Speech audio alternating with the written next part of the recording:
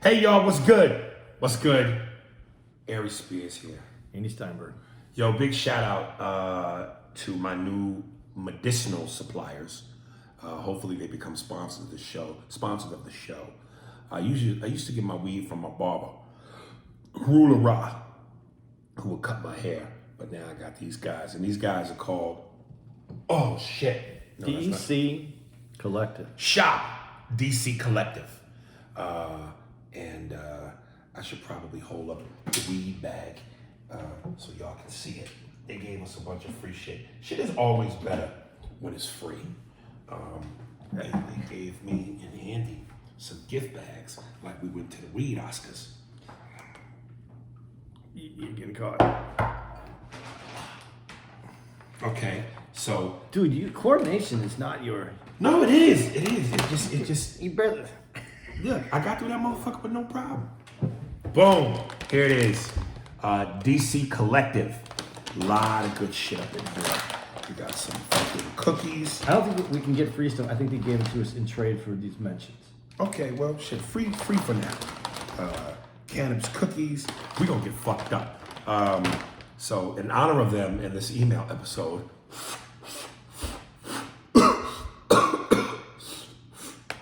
you good motherfucker. Steve. All right. Coming out of that in 3, 2, 1. The Dark One. Political Marvel scenario. Hey, Andy. Let's imagine for a moment that Trump is Thanos and he's about to wipe all existence out by snapping his finger with all Infinity Stones in his gauntlet. You know what I like better, Dark One? He's about to wipe all of existence out by rubbing his hand through his hair. That's his version of the snap. Let's also imagine that Biden is Loki, who somehow, some way is the only one able to defeat Thanos. But if and only if you Aries and you Aries, I and others give him what he needs in order to save the universe.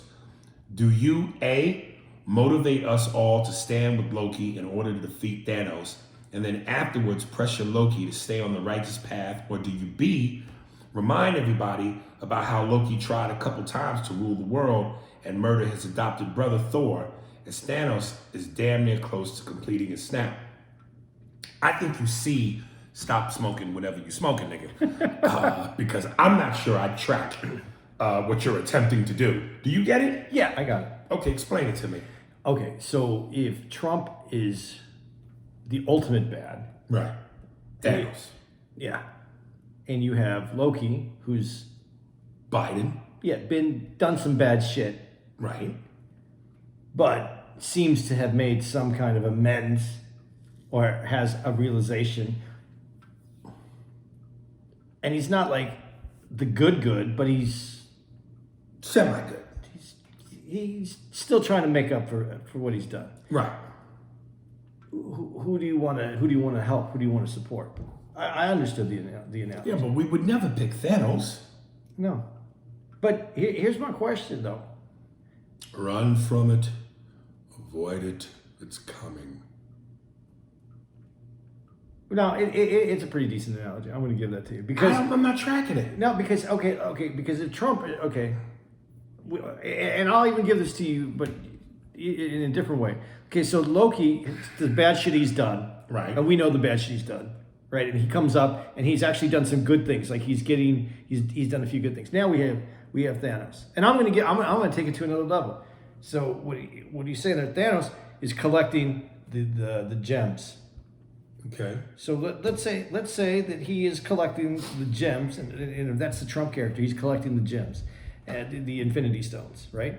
So he has 3 Infinity Stones, and if he gets this election, he'll have 4. And then when he's in office, if he gets that 5th one, all he has to do is snap. So maybe Trump hasn't done anything. Actually, there was 6 stones, but okay, I get what you're saying. So at this point, though, Trump hasn't. Maybe like what I said, name what he's done. Name something that he's passed that has been bad for the black community.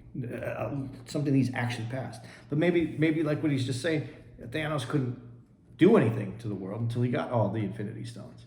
So maybe in this analogy, we have Trump and he doesn't have all the stones yet. But if he gets elected and he's in office and he acquires all those stones, then he snaps. Right. And now we have all the problems. Gotcha. Does that help his analogy? No. No. No. I got it. I'm with you. And yeah, you changed you changed it where I can see and sense what you're trying to go for. Only I don't know that who you put as Loki has really discovered anything. Just because you sit next to somebody, because they put you in a higher position and brought you value because of your position, and that person needed you to pull some votes from their what they could bring.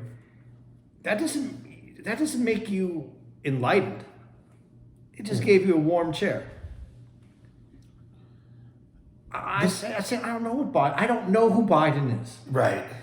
I don't know what he's going to do. Yeah, to be honest, I was completely lost. I'm with you. All of that shit. I'm with you. I hope I am. I hope I did it right. But that's how I saw it. What you sent me, and I get it. I get that. But that's why I went the direction I did go. Because, yeah. Okay.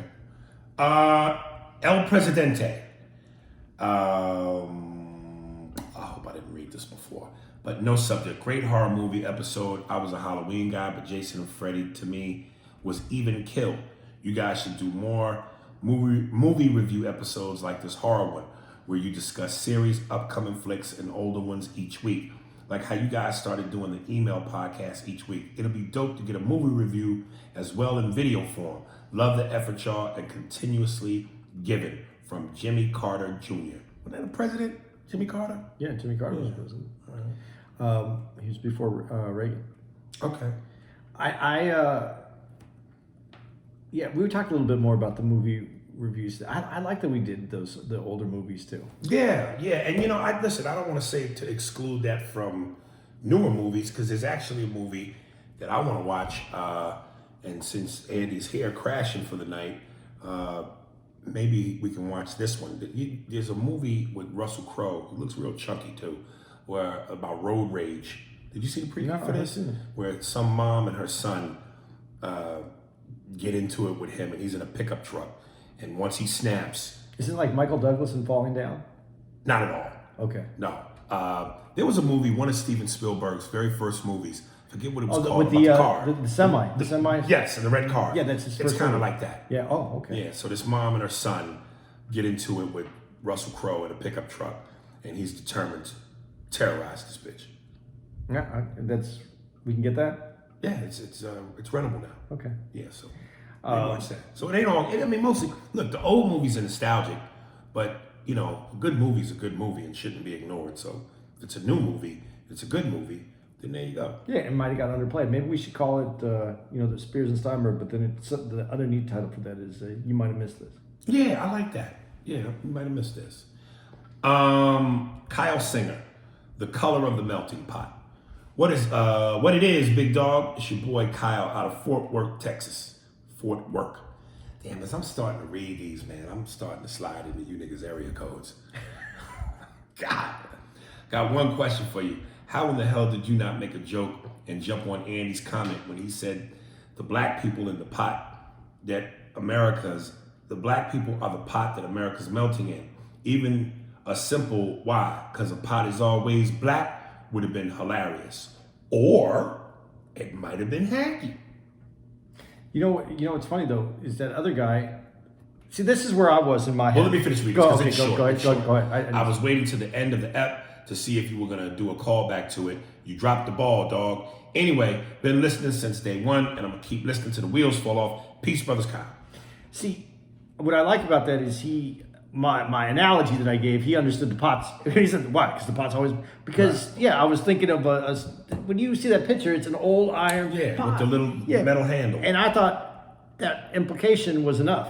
And the other guy last week, remember, or 2 weeks ago, wanted to say, but you could have filmed an analogy up with making sure that people understood, that the pot was black. That was important to him that I said the pot was.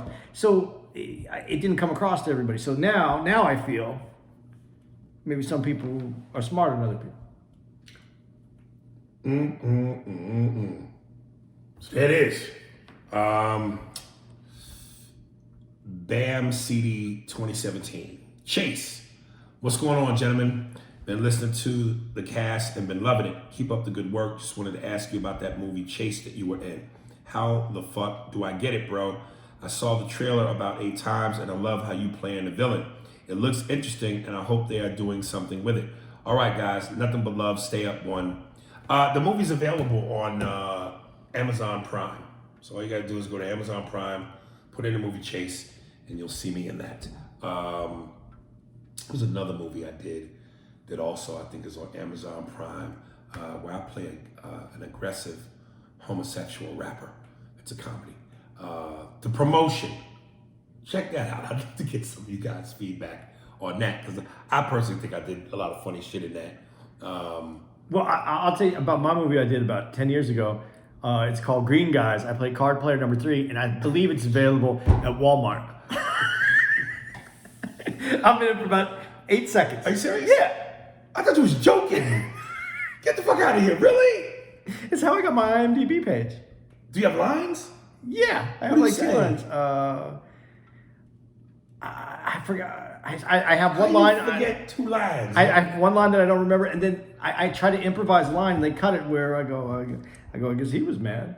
This is the one that I said was kind of funny. see this. No, I have a copy of it. Do you really? I probably have the only copy ever sold. Tara got it for me for Christmas. I cannot believe you have kept this from me. Nah. And did you look at it and go, I did good? No. Oh my God, I saw it and I go, Jesus. Really? Yeah, why they even left me in, I'm surprised. So you don't think you're being hard on yourself? No, I was terrible. I was absolutely terrible because I was, you know what it is, I didn't understand this. I acted like when I was I was a drama student in high school, so I understood acting on stage. Right. But for like film, I thought you just learn your lines. Right. But it's just as important in film to understand everybody else's lines, so that when it gets to you, you're not like I would be waiting for my like a okay, deer in the headlights? yeah, he's gonna say Right. that, and then I'd like say my line, and I did it like, and then I watched it, and I go, oh, that's terrible. You gotta know like so it feels like a conversation. Right. And oh, it was terrible. It was just terrible. Yeah, so it's in there. I thought I told you. No, wow, I would fucking what? It's on my IMDb page. I can't wait to see this. It's terrible. Um, I just thought I'd throw that in because I was tired of him Getting all the- big shot at me all the time. In this movie when I play, I really I didn't like playing. Hey, listen. To be honest with you, 90% of the movies I've been in is not worth mentioning. Dude, the movie I just mentioned is 100% not worth mentioning. At least you wasn't in Buckaroo Banzai. Dude, I still love that. I don't care what the dude said. They love that movie. Ephraim Young, Damon Wayans. What up, A&A? Did I read this? The A&A. Well, maybe people are saying that now. I sent an email earlier in regards to the movies, but I was just watching this new mini documentary about the Comedy Store on Showtime, FYI, which you niggas honestly are the reason I'm so into this comedy shit these days, so thank you. I wanted your thoughts on Damon Wayans. I watched some of his old stand-up, and this nigga is super underrated, mad fucking funny. Facts. Your thoughts? Because I don't think he is recognized enough. Peace. Ephraim Young, Catskills. Ditto. Damon Wayans, to me, of all the Wayans, is the guy. Yeah, but did he choose not to be as out there as he was before? What do you mean? Like, It just seemed like everybody knew he was the funny dude, and he was getting movies, and he was doing, and then it just seemed like did he slow it down, is what I'm asking. Did he want more? I don't think we ever try to slow it down. The machine slows us down. He even admitted in an interview, he was like, man, at one point I was just whoring out for the movies because the movies were coming and the paychecks were good, and I was whoring myself out. But listen, man, he's had an illustrious career. Yeah. First of all, one of the hardest things to do, and Barry Katz told me this, is to get on a TV show more than once. Can't you do your Barry Katz? Barry, man, that's as good as it gets. And Damon's in Living Color. He had a show on Fox that was short-lived called Damon, which David Allen Greer played his best friend. He had My Wife and Kids. He had Lethal Weapon. The motherfuckers had 4 shows. It's almost impossible to get 1, let alone 2 and 4. That's like winning multiple championships. Some of the greatest players go their whole careers never winning a championship. This nigga's got 4 rings from TV. Then let's talk about the movies. Movie after movie after movie. Were they all great movies? Nobody makes all great movies, but he did it. And I'm gonna tell you my favorite Damon Wayans movie of all time, and I'm gonna let you see if you're gonna say the same thing I'm gonna say. No, go ahead. Last Boy Scout. With Bruce Willis. Yeah, that's the movie. That shit was the dope. motorcycle riding, everything that happened in that movie. That shit was That's Dennis dope. Rodman too, and it makes an appearance in that one, doesn't he? No. I thought Dennis Rodman made an appearance. No, that's a different movie than I'm thinking of. No. Because I put but anything with Dennis Rodman. it's a whole different movie that I did. You think about the one he did with Jean-Claude Van Damme? Yeah, that's the one. And Dane Cook is in that. Yeah, that's what I was thinking. Nah. No, but that's the one With all where those horrible basketball puns. yes, the one you're talking about is where Bruce Willis does that jig at the end of the dance. I'm gonna dance a jig if I survive. And Damon Wayans plays the ex-football player. Yeah. That fucking movie was a great action buddy movie, man. I'm surprised that never made a sequel. No, and the reason I put those two together because they both happened in a football stadium in the Oh, big okay. sense. I don't know why I put that together. Yeah. But that's it. I felt like I just did Bobby Slayton. I didn't even try. Yeah. It's, Yeah, it was a different movie. It was a totally different movie. I'm thinking the movie with Dennis Rodman and Jean-Claude Van Damme. But the movie, The Last Boy Scout, was a great fucking movie. Damon Wayans was good. Bruce Willis was good. You guys knew who Bobby Slayton was. That impression is up there with Mooney. I'm the pinnacle of comedy. Everybody knows. If I was a black guy, I would be one of the best black guys in comedy because I'm aggressive. I keep it real. your Slayton's a little on speed, just a little on speed. Slow it down. Should I slow it down? Just a little bit though, because he's still aggressively Right. quick. You know, there's a lot of great movies. You'll be able to see the movies. Last Boy Scout, David Wayans, Bruce Willis. It was a great fucking movie. Yeah, that's it. Yeah, because he speeds up on certain notes, not the whole way through. That is good. Still one of my favorite guys. Yeah, called himself the Pit Bull of comedy. Did he call himself that, or did someone name him? No, he called himself that. It's the same thing. I like when people give themselves their own nickname. Yeah. FFB332 Mob Williams. Hey, what's up, Aries? This email is about a movie. Okay. And that movie is Cliffhanger. I just saw it the other day. I haven't seen it since I was a kid. Now, my question is to you, and the fucking Jew is in 2020. Wait, what? Huh? Now, my question is to you, and the fucking Jew is in 2020. Okay. Does the movie hold up now? Remember, it came out in 1993. To me, one of Stallone's slept-on movie of all times. And John Lithgow as the bad guy is so underrated, so underrated too, but love the podcast. As I said before, I think movies that take place in the snow suck. That was one of the great ones. And then a lot of people hit me and was like, dude, are you crazy? Was it Dawn of the Dead? There was some scary movie about vampires that took place in the snow. The Thing. The Thing. Yeah, The Thing was in the snow. I saw that actually after someone said that. I was flipping through HBO and I saw it, so I watched it. Right. By the way, John Lithgow was in Buckaroo Banzai. Yes. And listen, John Lithgow, again, when you can do serious and comedy, you got some chops. And not only was he a great bad guy in Cliffhanger, but remember Ricochet with Denzel. He was kick ass in that too. So John Lithgow was a legit motherfucker. Okay, let me ask you this question then, because I'm taking this in a different direction, but I'll ask you the question anyway. Would you, because you do this we rather shit, would you rather be a leading man who had a couple good movies but then made his money, faded away? Or would you rather be an average guy, not the good looking lead, the average guy, Right. character actor, Right. awesome actor, and he gets tons of movies but never is the superstar? But like Michael Madsen, or you know who Michael Madsen Yeah. is? Like Michael Madsen or a Willem Dafoe. William Dafoe's a good one, but you know Lithgow's still that same good one. He never gets the lead. He's usually Paul Giamatti. I love Paul Giamatti. But be that character. And so what would you rather be? Would you take? Would you want the bright star burns out quick? Dude, I'm always gonna. Oh, see, here's where you fucking me up. The burns out quick. You burn out quick though. You like James Dean. Not like James Dean. Who's trying to think of an actor who they tried to make an actor big. Trying to think of who's somebody they tried to make big came and went. Yeah. Damn. Josh Hartnett. Okay, that's a good one. Yeah.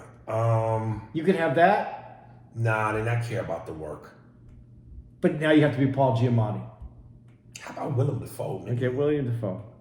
Yeah, that's a weird looking guy. Damn. Oh, you know who you have to be? You have to be who's the guy who was a fireman? He's in all of fireman. He's in Fargo. He's in all of William H. Macy? No. William H. Macy's. Oh, dude, that's no, I'm not gonna remember. The dude with the fucked up teeth does all. Steve Buscemi. Steve Buscemi. When you said fucked up teeth, that was it. And I just watched Armageddon last night. Yeah, you have to be Steve Buscemi. Oh God, dude, I think Buscemi has one of the most interesting careers. He does good work. Yeah, and he's been in a lot of good movies. But damn, nigga, them teeth in them eyes.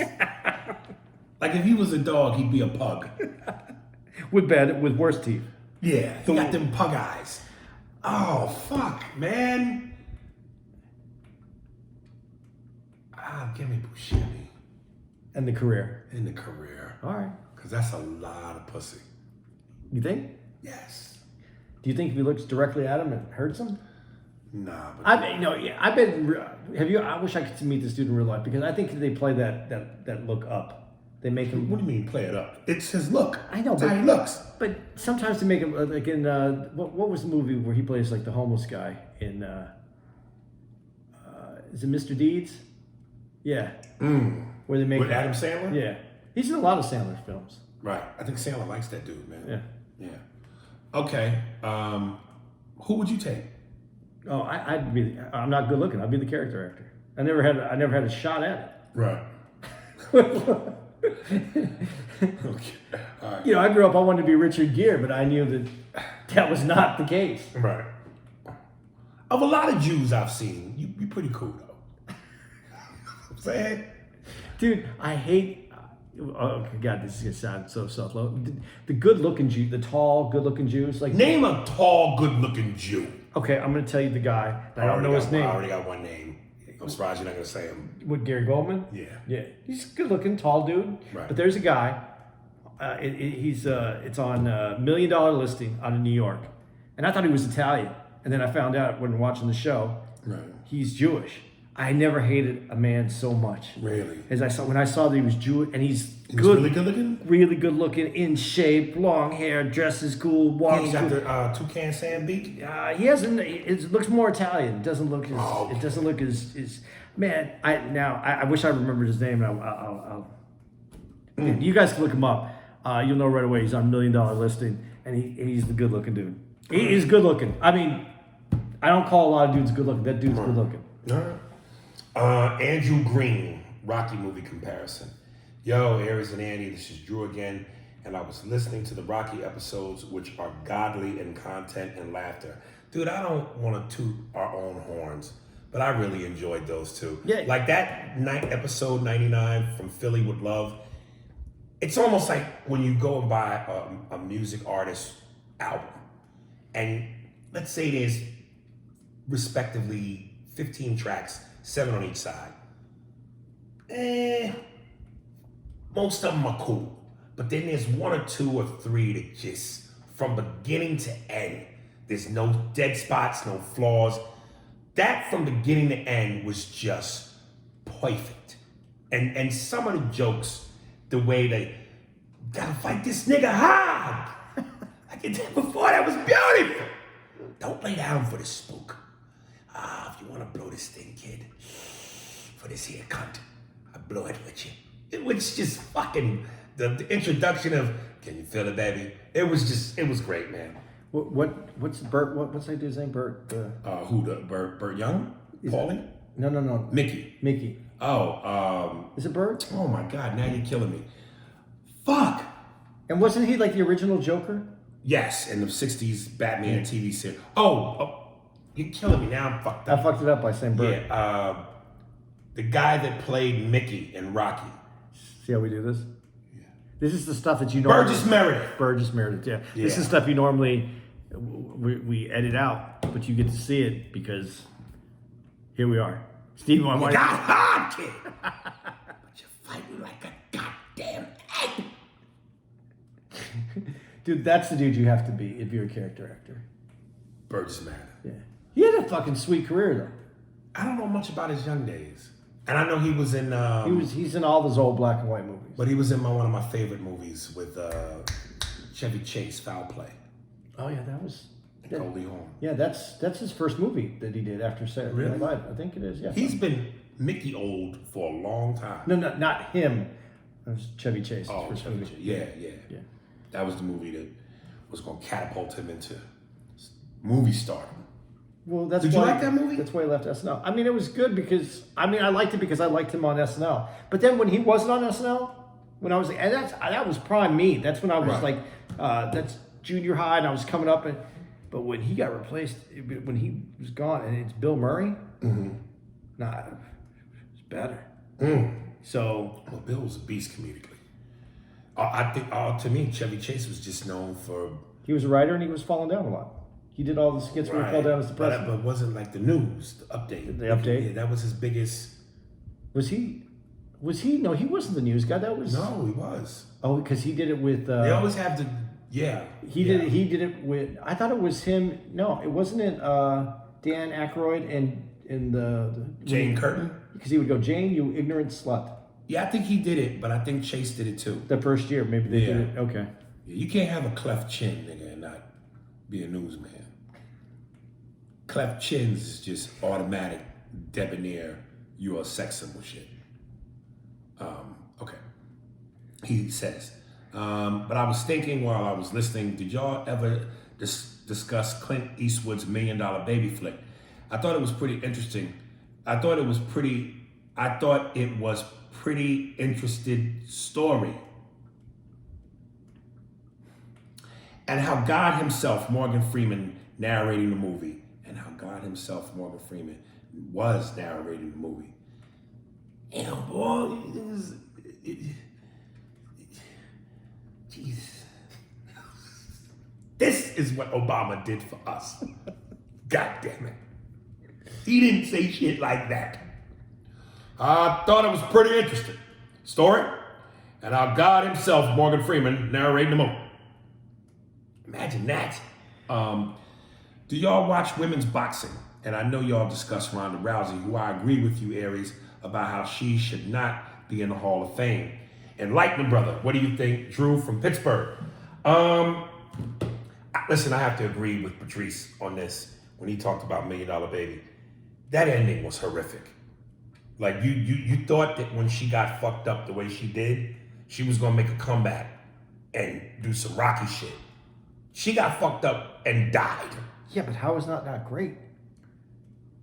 I mean, you invested so much in her in terms of liking her. That's how you make the hero go out? Or the heroine? It didn't hurt you? You didn't feel that movie when you left? I felt like, what the fuck is this? This is bullshit. Life, that's reality. And who takes her out? But we go to the movies to escape reality. Okay, so then don't do any political humor and don't say anything when you're doing comedy because people come in there to escape reality. They come in there to enjoy themselves. Different. You just fucking shit the bed on that. No, they come for your opinions.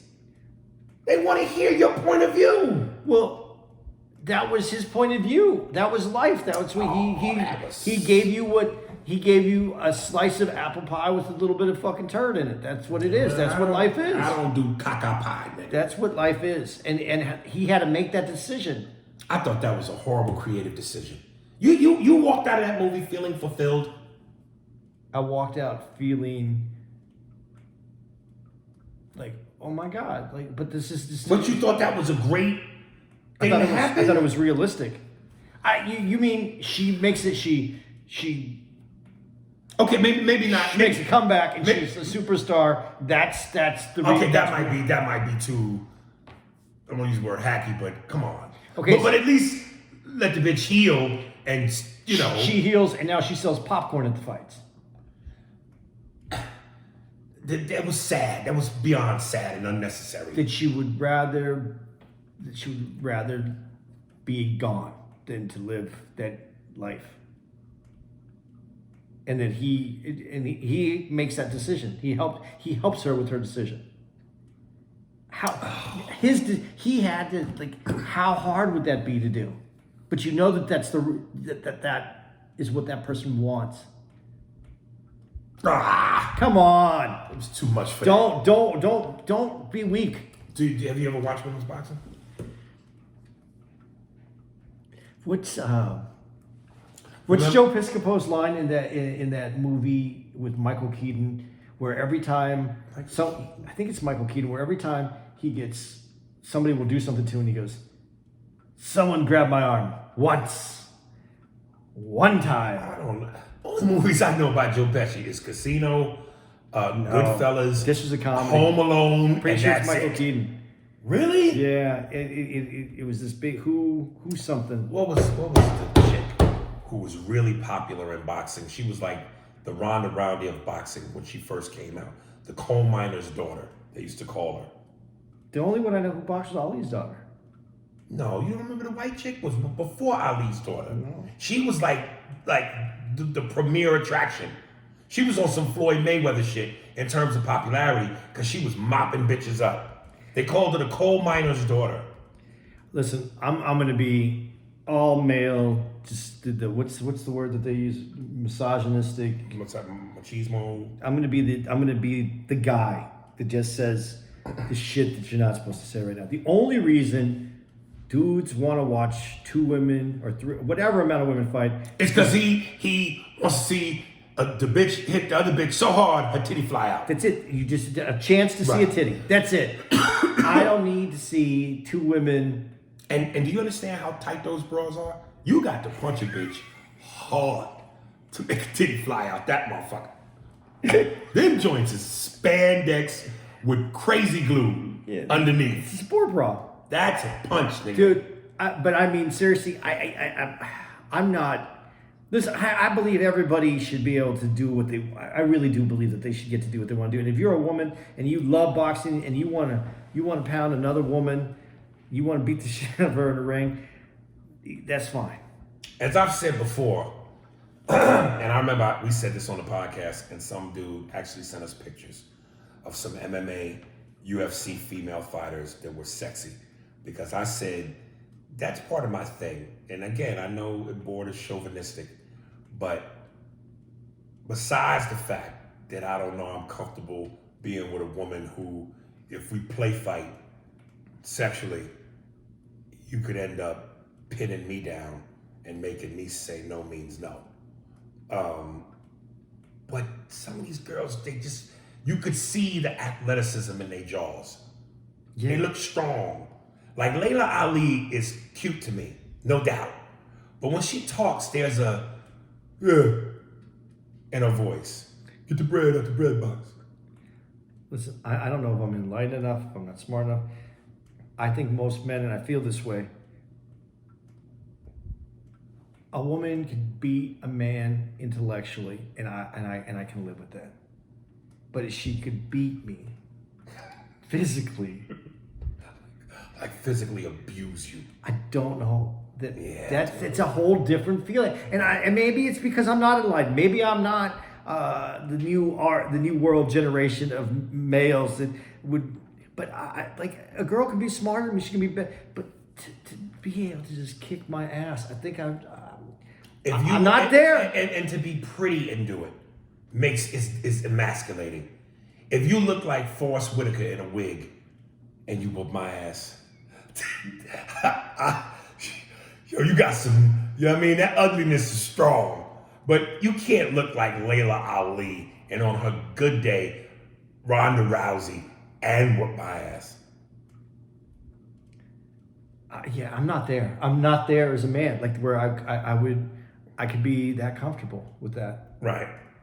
Like Tara beats my ass in intelligence all the But time. that's sexy. Yeah. Because you know, no matter how smart she whips you intelligently, you're going to whip her physically with that dirt. I also know that she can't be that intelligent because she's with me. That's self-deprecation. Come on, you guy. But Come on, man. Yeah. Flex, nigga. Make your dick as long as your nose, nigga. I don't have that big of a nose. But it's wider. It's a wider nose than it is big. So Thank you, Andre Green. I'm gonna get a little. Let's see here. get that Sergio Sosa one. I wanted. You know what? I don't think I have that. That was actually a what you call too, a DM. I want to get in on that one. Shaquan Robinson. You just like saying Shaquan. Shaquan Robinson. Terrell Jackson. All these black. Response to movie podcast. Hey, Aries and Andy, Shaq again. Hope all is well in these crazy times. I had a chance to listen to the podcast where you guys read my email, and it's really just her looks. I get what you guys were saying, where she isn't attractive, which was my original thought, but she can act sexy and she does it well. Who are we talking about? I think he's talking about Glenn Close. Her acting is there the whole movie, but I can't get over her face. She looks like she belongs in a horror movie. When she smiles, I'm scared because she does look crazy. In terms of Michael Douglas and putting him up there with the greats, not so much. He had a good run, but he's not one of my go-to actors. He's definitely nowhere near actors like De Niro and Denzel. Favorite movies with De Niro are Goodfellas and Casino, particularly the scene from Goodfellas when he and Joe Pesci stomped the guy in the bar and De Niro says, he dented my shoe. There are other great scenes, but this one was my favorite. My favorite Denzel movies are Devil in a Blue Dress, American Gangster, John Q, and He Got Game. Did you like He Got Game? Yeah, I actually did. I did, but do I think that's his best movie? No. No. But it wasn't the best written movie. It wasn't. It was a good movie, but it wasn't. I don't think it was the best of the what he's. I felt like at times I went, I like this, but then at times I went, That movie was the Rashad Simmons of Denzel movies. I disagree with that on Rashad's behalf. All right. Michael Douglas was a decent actor who was in the right place at the right time. On another note, I got a question for the both of you. Watching movies that show what some marriages are like and hearing the complications of divorce and the mental hoops that couples go through, how do you handle that? And do you think marriage is still a thing worth experiencing in life if you can? I ask because I would like to get married one day if it happens, but between movies and the media, marriage seems tricky and divorce scares the heck out of me. Thanks, can't wait to hear from you guys. Well, I want to get that Michael Douglas thing in though before we branch on. Michael Douglas was a commercial, like he did a lot of commercial hit movies. Like he's like a Tom Cruise, like in his day. He was doing a lot of different movies, Basic Instinct, Right. those kind of movies. And I think he did a great job in Basic Instinct. But I don't see him as a De Niro. I see him more as a Tom Cruise though, but for at that time period. You think Tom Cruise is a good actor? I do. You do? Yeah. You like not watching Tom Cruise? Born on the 4th of July, you didn't think was great? I still didn't like Tom Cruise in it. A Few Good Men? A Few Good Men is one of the movies that I like, but he's playing. It seems like he was the. What was it? Now, see, I don't remember fucking things when I try to grab them. What was the movie? The Risky Business. He's playing like Risky Business kid grew up, and now he's an attorney, and it had that playfulness that works for Tom Cruise. Jerry Maguire? Yeah. That one I like. But Okay, we said this before, and I personally think Tom Cruise is a solid actor. Is he, to me, as great as De Niro, Pacino, Denzel? I don't know that his body of work is the same because, again, there's guys who are phenomenal actors and there's dudes who are movie stars. Tom Cruise, It's a movie star. movie star. But that's what I meant, and that's a good way to put it. And I felt like Michael Douglas was also at that But time when a movie star. I know, but when you say, you can't say he was like the Tom Cruise in his day when Tom Cruise was Tom Cruise in Michael Douglas's day. Yeah, but Tom Cruise was still younger. He was doing younger parts for Tom Cruise. I mean, I don't look. Did you see Basic Instinct? Yes. Would you want to see Tom Cruise play that part? The Michael Douglas part? Given what I've seen, I'd rather Michael Douglas. Okay. They had their place in their time. Right. But it's when I say commercial actor, there's actors that Hollywood goes to because they're going to do a certain job and bring in a certain following. Right. And then there's movies that they need that different actor, that one that brings a whole different, and directors that want to work with a certain kind of actor. That's De Niro. Right. There's a difference between those guys. But I think guys like De Niro and Pacino, certainly in his younger years, their work was so vastly different in terms of range that you saw what they could do. Right. But you look at let's use Whereas with Tom Cruise, you knew that he could act, but his movies felt more intended to be mainstream, bankable Hollywood movies. Because when you said who's why am I like this? Who the other actor you just named that was in Scarface? What's his name? Al Pacino. Al Pacino. Thank you.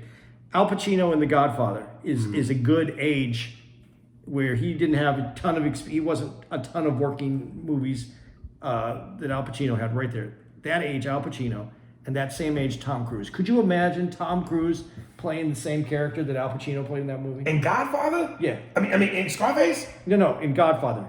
Take Tom. Yeah, nah, but that's just because they're fucking phenomenal. There's a difference. But in Al acting. Pacino's playing an Italian.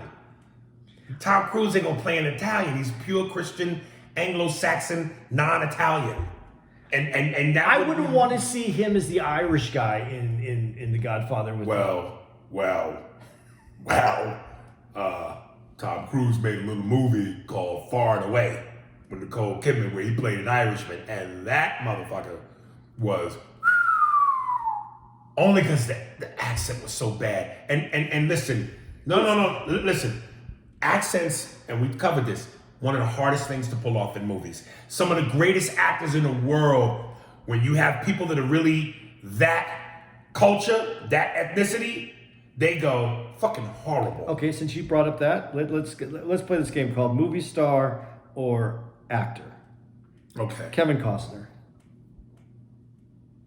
Here's what's confusing about this.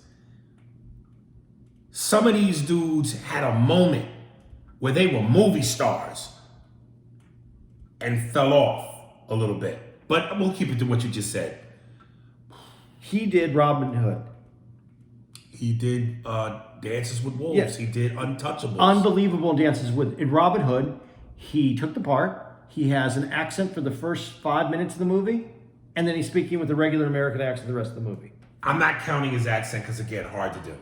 But then don't take the part. I say actor. If you can't get the part, then why do you get the part? Because you're bankable. You're Hollywood. Listen, you're Denzel's movie star. Denzel in The Mighty Queen wasn't the greatest Jamaican accent. And this is Denzel. That shit's hard to pull off. Now, I again, he can act, but he's more to me a movie star. Will Smith. Concussion? I want to get to the truth. You have a problem with him doing any accent. No, Ali could you didn't like. Hey man, he not my poser, man. I'm the greatest. I'll fight when I say I'll fight.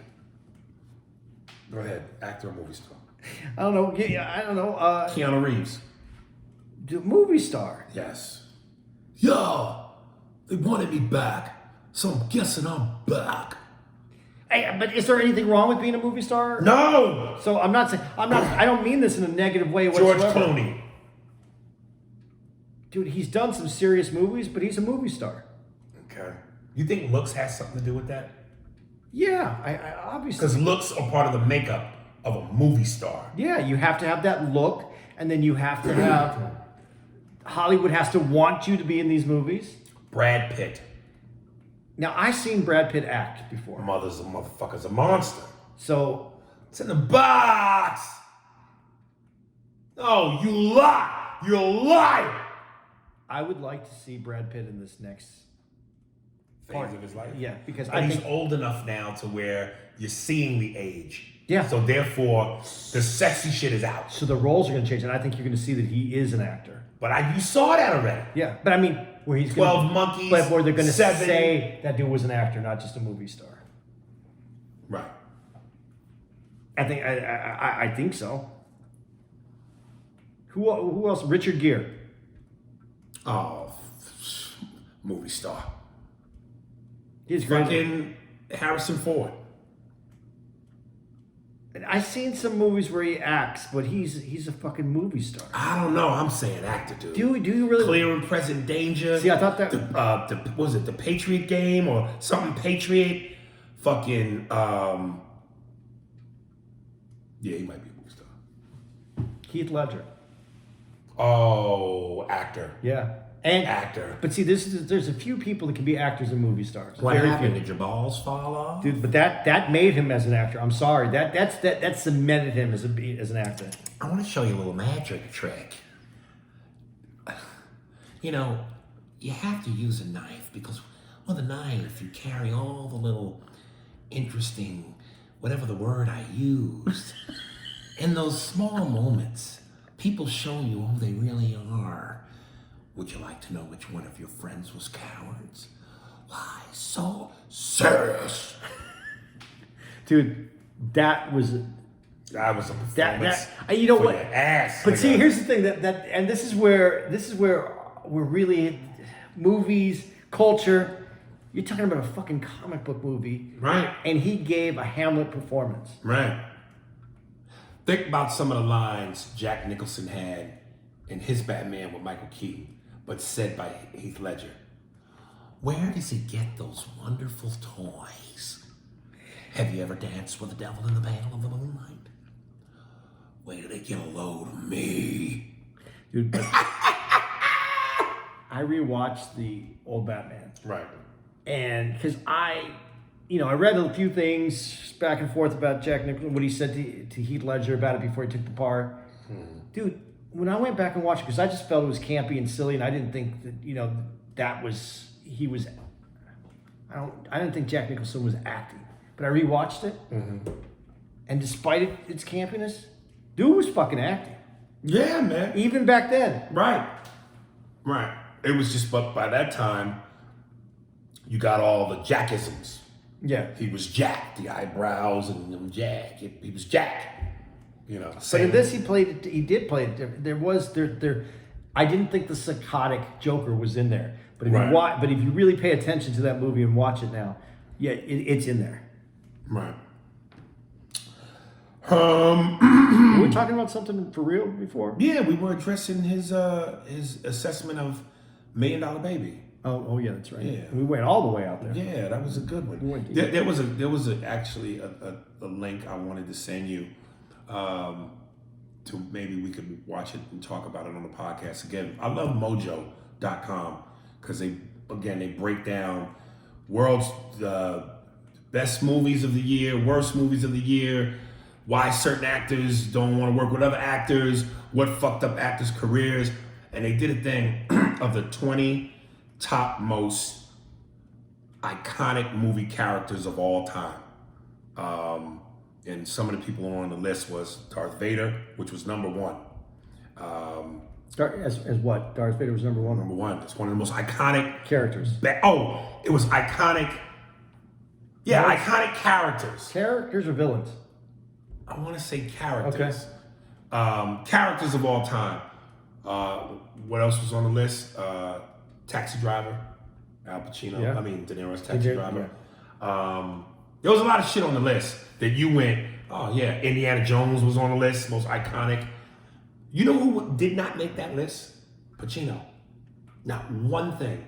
And the whole time I'm watching it, even when they did the honorable mentions, I'm going, and they got down to the top 10, I'm going, come on, man. Pacino got to be in the top 5. They even mentioned Hannibal Lecter. Yeah. I'm going, Scarface? How is that not in the top 20? It has to be villain then. No. Indiana Jones wasn't a villain. Okay, but how does he not get it for The Godfather? Michael Corleone. Like, how do you not have one of the greatest actors of all time with two of the most memorable characters ever? Dude, the scene where his wife asked him if he... Oh, one time I'll let you ask me about my business, Kate. Michael, did you... Enough! Did you do it? No. Do you know how many people would have overacted that scene? Oh, right. The scene where he slapped the shit out of her when she told me she aborted his kid. He thought it was a miscarriage, and she was like, I would never bring a child of yours into this world. You're a murderer. And he slapped the shit out of Kate. Come on, man. Scarface? The Bellica. Oh, the Bellica. But Scarface got passed by everybody. Like, Yeah, everybody... and plus Scarface is such a cartoony, over the top. But I'm just saying, it's Al. You gotta give him something. Yeah. That's crazy. I'm telling you, some of the honorable mentions. Hey, you don't get an honorable mention? Dude. Son of a woman. And Any Given Sunday, though, for what I know, a lot of people don't like it. I think that movie's Really? I think he plays the coach. It's Pacino over the top again. Right. But you don't think that that's a coach? Yeah. Who's the best? Who would you rather have as your coach? Al Pacino in Any Given Sunday, or Denzel in Remember the Titans? And they both football. I would go Denzel because the character that I reminds me of Joe Paterno, Right. that Pacino played. Right. I don't care if you like each other or not. If we don't come together right now on this field, like those men, we too will be destroyed. We're gonna practice the way we block. We're gonna practice the way we run. Huh? Dude. Doug Gibson, $10, a lot of money. Yo, Aries and Andy, Doug Gibson from the South here. I'm currently cooking dinner for wifey and watching Glory on Netflix. I was watching this scene where the battalion commander informed them that their pay was being lowered from $13 a month to $10 a month. The battalion soon lined up for their money, and Private Jupiter Sharts used the line, $10, a lot of money. I burst out in the laughter when he gave that line. One other question. I'm 27 years old and I watched Boomerang for the first time today while I work from home. As a black man, it is kind of hilarious how disconnected I feel sometimes because I haven't done everything considered black. Do you ever get the feeling sometimes when you're torn between being black, being not black enough, and too black in the comedy industry?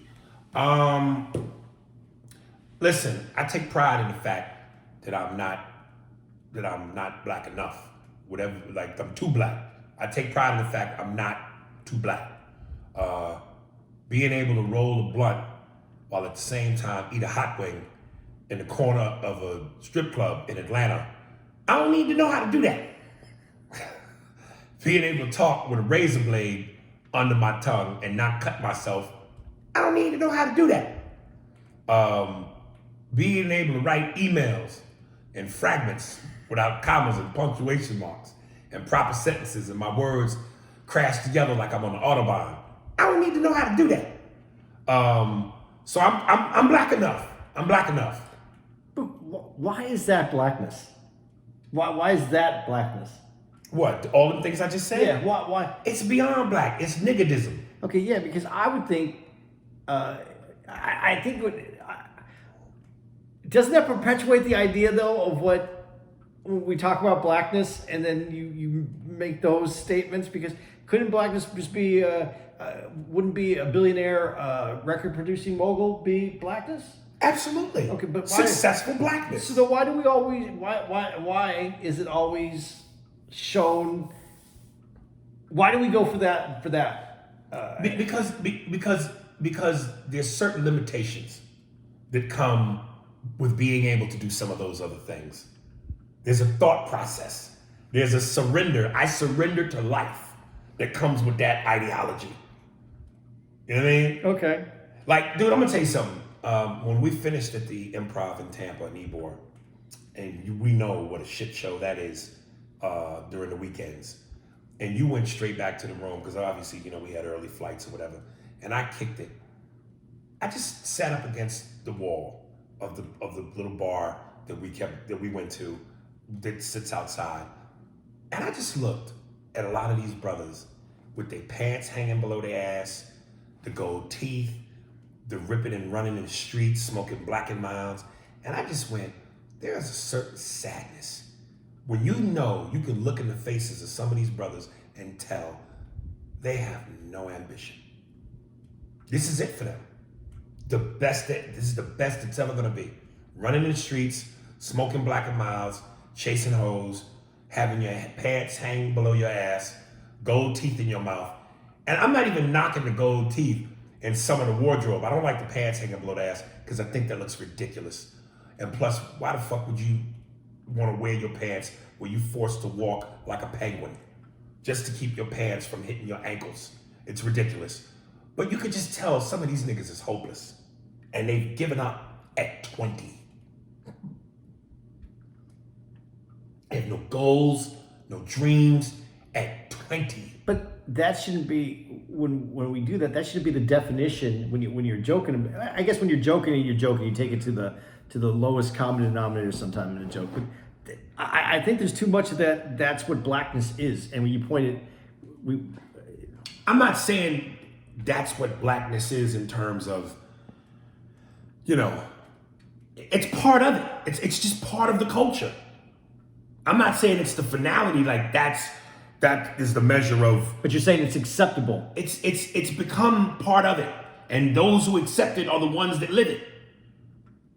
If you I'm just saying you should aspire to want better. You should aspire to want more. There's so much that this life and this world has to offer that the fact that you can't get beyond that is outrageous to me.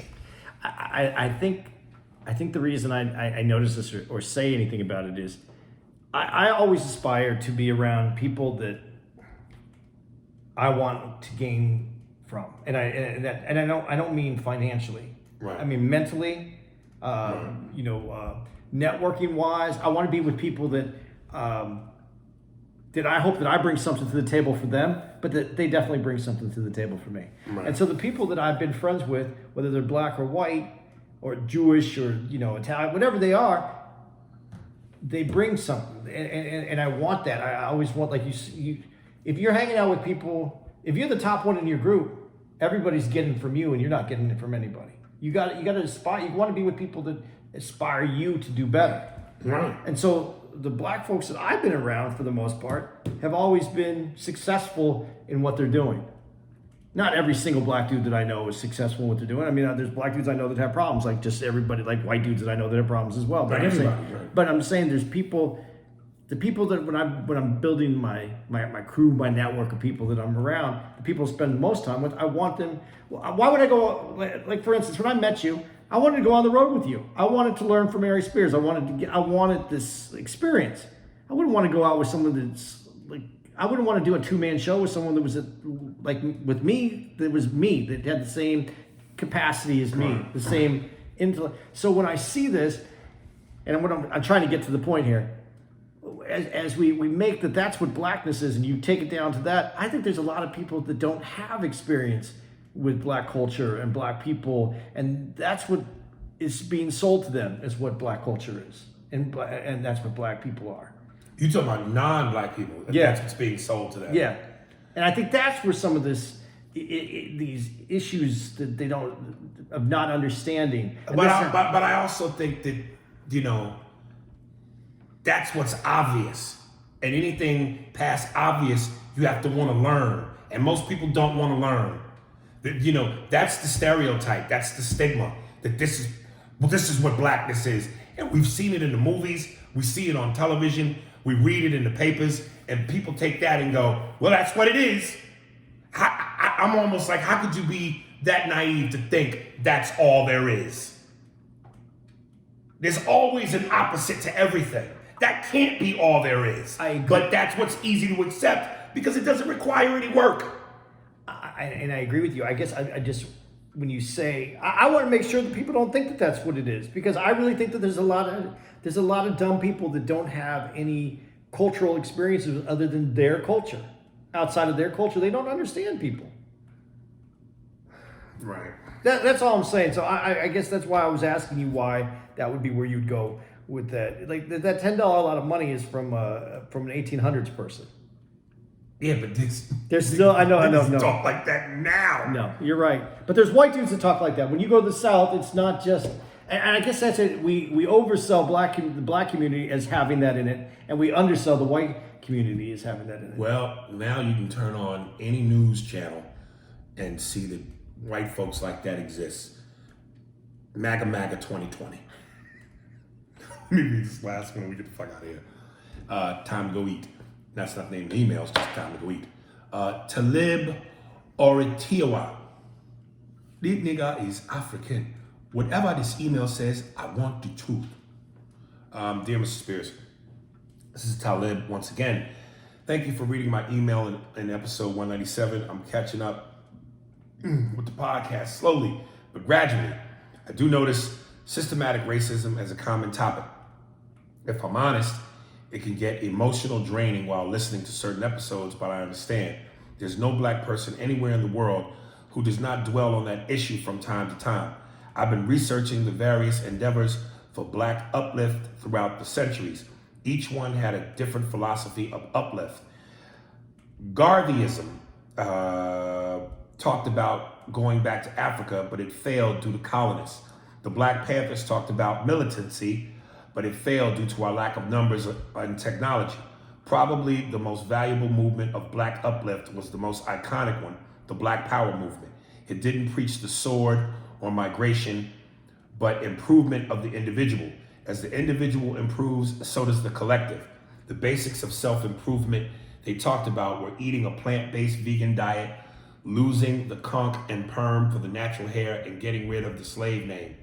These three basic steps were the building blocks for more advanced things like networking, generational wealth, and running our own communities. Not following these three beginning teachings is a major source of our suffering. Not eating right leads to diabetes, kidney failure, high blood pressure, etc. The conch and the perm produce self-hatred, poor judgment, and self-sabotage. And the slave name contributes to holding on to a huge legacy of slavery, which is the slave master's name many blacks have the rape blood of. I started with the slave name. I'm actually not African, but am a descendant of the slaves of this nation. My family is from the Carolinas and Virginia. I just changed my slave name. My slave name was Dennis Pearson. In conclusion, there's more than one way to skin a cat. I feel like our best chance for uplifts is the root of self-improvement of one's own ability. We don't have the power to improve certain things in our community, but these basic steps go a long way. I have two hypotheticals. What piece of modern black culture would you sacrifice in order to find a piece of black culture that was lost to history? For example, I would sacrifice the first decade of hip hop music to revive a lot of the early jazz music that was never recorded. Question number 2. If you had the ability to rediscover one of three things from your heritage, what would it be? Your original family name, original tribe, or original language? Peace. P.S. Can you do the militant impersonation you always do? It cracks me up. Look, brother. Fuck the white pig, honky devil, cracker motherfucker. We got to stand together.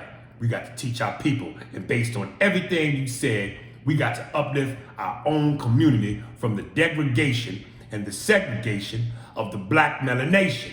In other words, all the educated Negroes are living somewhere in posh communities while the poor and poverty-stricken brothers are struggling. So what do we do to fix this? Let's me and you start the revolution. We going to Tampa. to rescue some of these Negroes. Pull your goddamn pants up.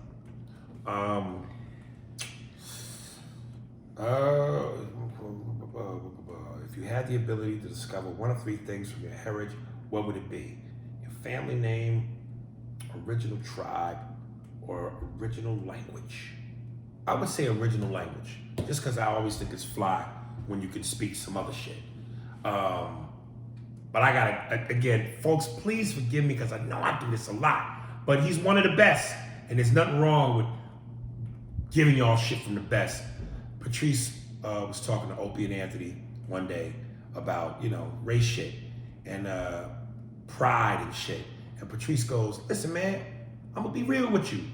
I've heard African talk. I like English. But I think it would be kind of fly to learn another language. And why not learn those of your ancestry? And what was his second question? What was the first one? The first one. What would he trade? What piece of modern black culture would you sacrifice in order to find a piece of black culture that was lost in history? Wow. Ass whoopings. Black ass whoopings to children. See, but he said he would sacrifice the first 10 years of hip hop. Right. But you can't have hip hop if you take away the first 10 years of jazz.